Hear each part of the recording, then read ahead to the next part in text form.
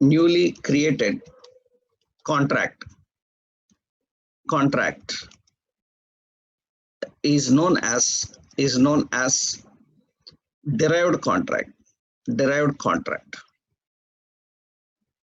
Usually this is extensibility, which you will find in various occasions. The newly created contract is known as super contract. Existing contract is known as super contract, and newly created contract is known as derived contract. That means we have I product properties. It is a super contract, and this I product methods is an extended contract, which is a derived contract, and we have to use the keyword extends. Generally, we call this mechanism as technically as inheritance. It is called as inheritance.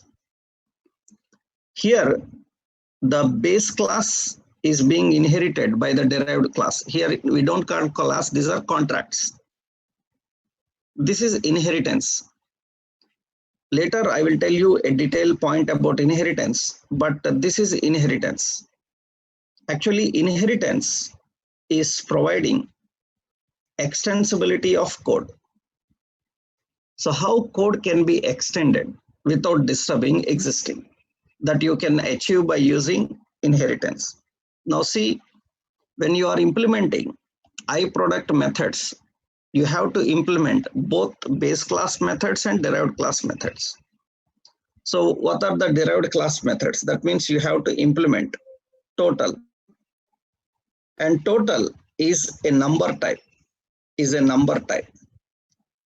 That means what this total number type method has to do, it should return a number. How it should return a number? It should return the quantity into price. How you can access the members of same object? By using this keyword, already we know. This dot quantity into this dot price. That means it is returning a number. And another method we need to implement, print. Print is a method and it is a void type method. And this print has to print all the details, console.log. It should print name is equal to $. So this dot name, so it should able to access the name property. And /n in the next line. So we have a price is equal to $. This dot price. And in the next line, so we have quantity is equal to this dot qty. And we need to print total is equal to $. This dot total is a method which is returning all the quantity into price.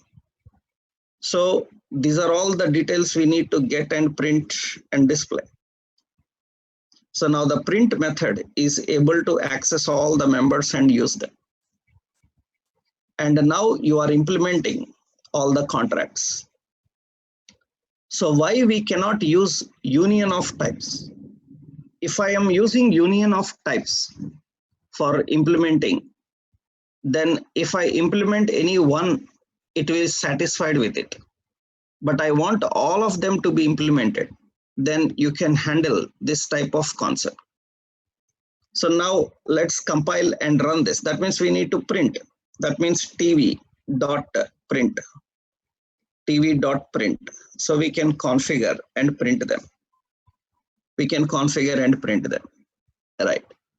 So when you are defining the values, it is important to configure and specify the values. And so many other points are there. We will see how to handle them. So this is how we can extend the contracts. So this is one basic. Let's compile and run this and see. I will compile this and run this and see. Let's see demo.ts.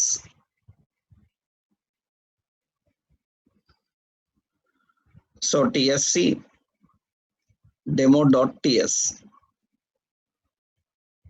and the node demo.js, and you can see all the details are perfectly working. So we created a contract and we are extending the contract. We are extending the contract. And for that, we have to use the keyword extends. Extends. So that is the basic point. Example. This is an example how we can extend and use the contract. How we can extend and use the contract. Now, important, another point you should know is a contract can extend multiple contracts, can extend multiple contracts. A contract can extend multiple contracts. Extending multiple components actually is not supported. Extending multiple components is not supported for several components. For example, class. In OOPS, we have class. Class will not support extending multiple classes, right? But contract will support extending multiple contracts. Why? The reason I will tell you. Difference we will discuss when we start understanding and working with the classes. Working with the classes, we will discuss about that. Initially, a contract can extend multiple contracts. That means, so a contract supports, first point I will tell you, a contract supports multi-level extensibility and multiple extensibility. What are these two? I will tell you. A contract supports multi-level extensibility and multiple extensibility. It supports both of them. So multi-level extensibility and multiple extensibility.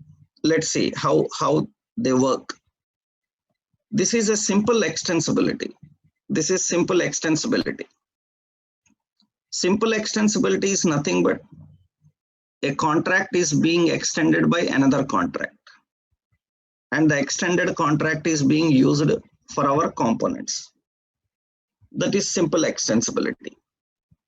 In a multi-level extensibility, how it will work? Let's see. For example, I am creating interface. I memory. I model. Suppose I model. So here we are defining. So model name as a string type. Okay. I am creating another interface. So I memory. And here, so memory is also a string type, just a basic string type. Okay. We have another interface. I price, or say I features. So, or I camera. Okay, here I say camera. That is also string type. So we have three contracts.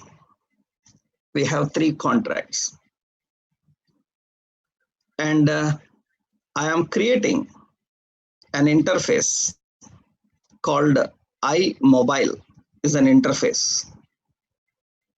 This interface is having a method, print method. It is having a print method, which is a void method.